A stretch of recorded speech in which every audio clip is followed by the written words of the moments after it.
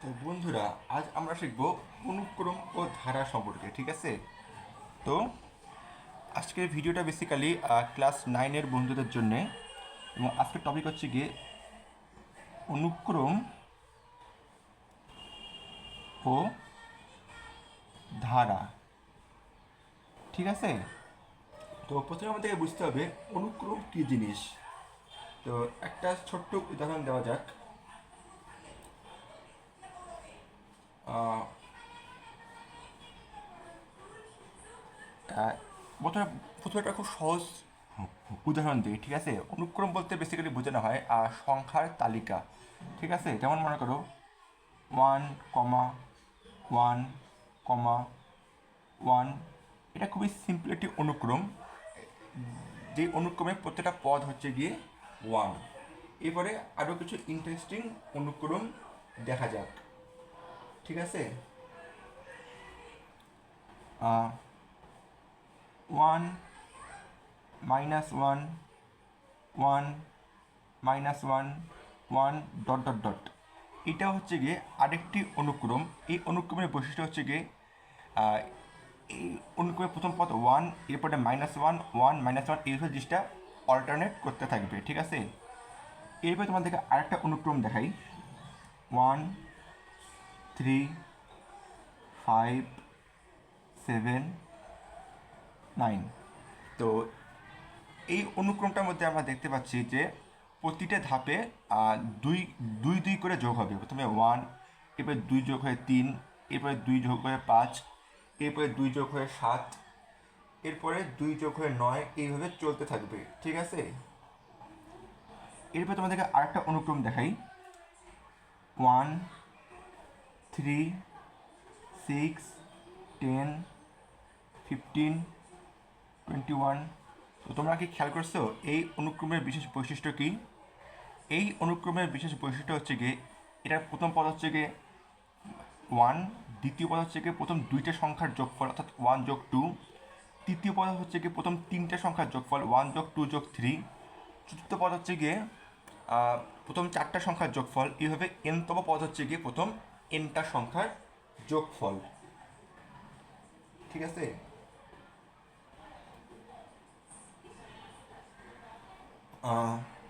এরপরে আরেকটা অনুক্রম তোমাদেরকে দেখাই। 1/2, 2/3, 3/4, 4/5, ... তো এই অনুক্রমের কি বৈশিষ্ট্য? এই অনুক্রমটার মধ্যে আহ, আহ, যততম পদ হর হবে ওই সংখ্যাটা, এবং লব হবে তার থেকে এক বেশি। অর্থাৎ চতুর্থ পদের লব হবে 4 এবং হর হবে 4-এর থেকে এক বেশি। পঞ্চম পদের লব হবে 5, হর হবে 5-এর থেকে এক বেশি। তো এরকম করে তোমরা যেভাবে খুশি সেভাবে অনুক্রম তৈরি করতে পারো। যেমন খুশি তেমন অনুক্রম তোমরা তৈরি করতে পারো। তো এখন আমরা শিখব অনুক্রমের সাধারণ পদ। অনুক্রমের সাধারণ পদ। ঠিক আছে? এই অনুক্রমটা খেয়াল করো তো। এই অনুক্রমের প্রথম পদ হচ্ছে গিয়ে 1, দ্বিতীয় পদ 1, এনতম পদটা তাহলে কী হবে? 1ই হবে। তাহলে এটা সাধারণ পদ an = হবে 1। ঠিক আছে? এরপরে খেয়াল করো তো, এটা হচ্ছে গিয়ে বিজোড়তম পদগুলো হচ্ছে গিয়ে 1 এবং জোড়তম পদগুলো হচ্ছে গিয়ে -1। তো এক্ষেত্রে সাধারণ পদ হবে an = এইভাবে আমরা একটা ব্র্যাকেট দেব। 1 যদি n বিজোড়, -1 যদি n জোড়। তো এই জিনিসটাকে আমরা আরও একভাবে লিখতে পারি। ঠিক আছে? সেটা হচ্ছে গিয়ে an = -1 n+1। তো তোমরা একটু খেয়াল করে দেখবে, এন যদি জোড় হয় তাহলে n+1 অবশ্যই বিজোড় হবে।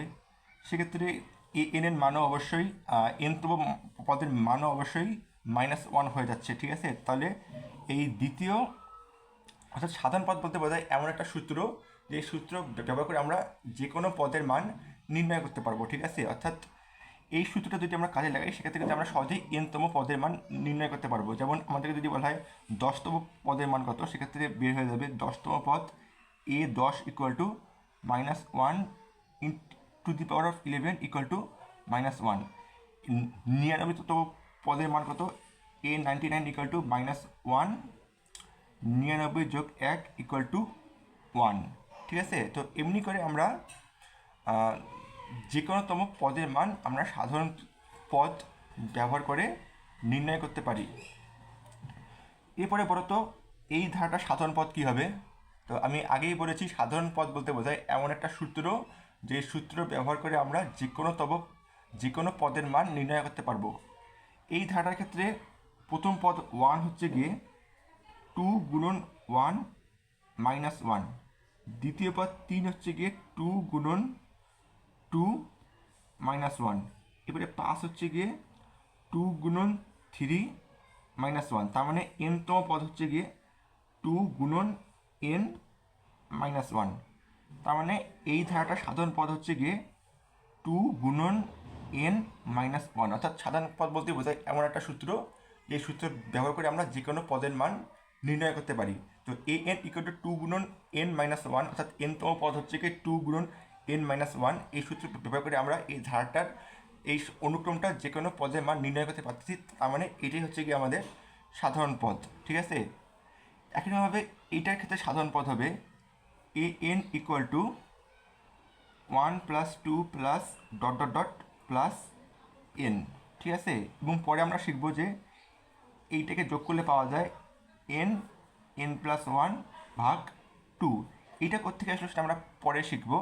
তো এই সূত্রটা ব্যবহার করে আমরা এই অনুক্রমটা যে কোনো পদের মান নির্ণয় করতে পারি।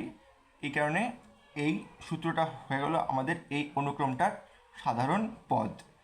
এরপরে আমরা যদি এই অনুক্রমটা খেয়াল করি, ঠিক আছে, তাহলে এটার n-তম পদ হচ্ছে গিয়ে n/n+1, তার মানে এটার সাধারণ পদ হচ্ছে গিয়ে n/n+1, ঠিক আছে। ওকে,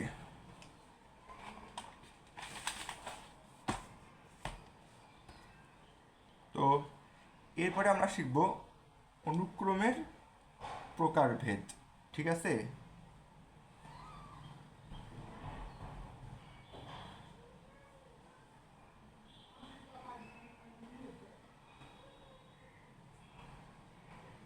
তো এরপরে আমরা কি শিখব, এরপরে আমাদের যেটা শিখবো সেটা হচ্ছে গিয়ে অনুক্রমের প্রকারভেদ।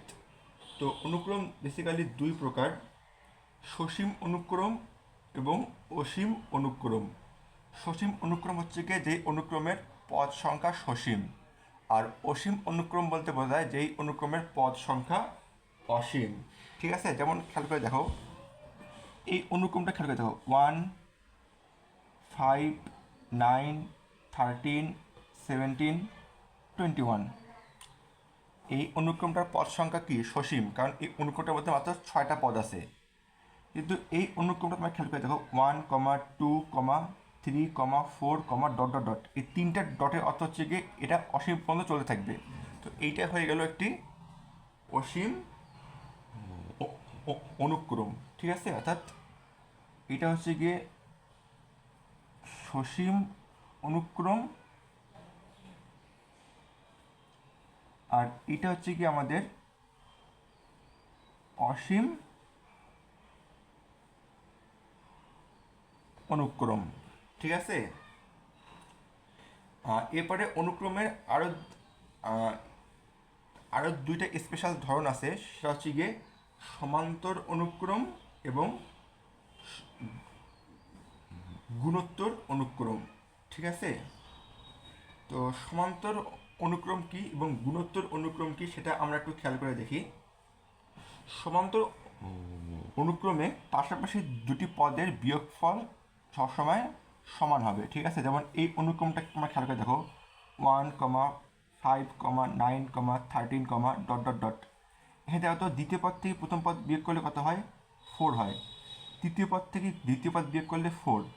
চতুর্থ পদ থেকে তৃতীয় পদ বিয়োগ করলে 4। এইভাবে তোমার মনে করো যে কোনো পদ থেকে এর আগের পদ বিয়োগ করলে 4ই আসবে। এই কারণে এইটা হচ্ছে কি আমাদের সমান্তর অনুক্রম।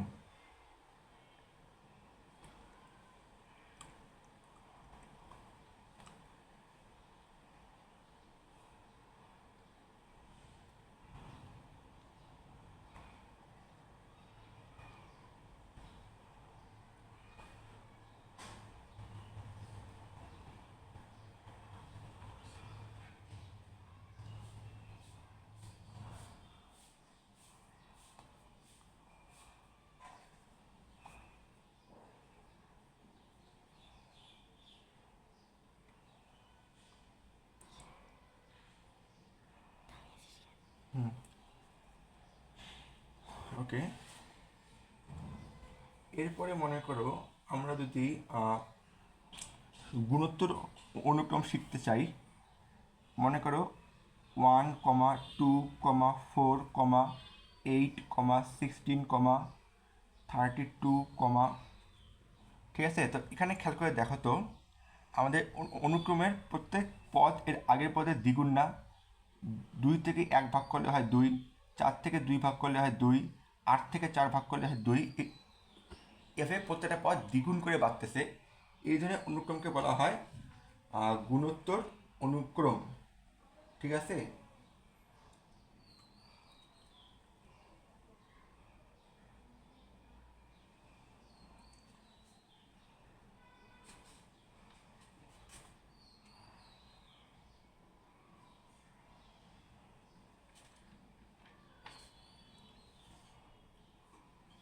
তো তো নেক্সট ক্লাসে আমরা যে জিনিসটা শিখবো সেটা তো, এখন তোমাদেরকে কয়েকটা প্রশ্ন দিয়ে দিই।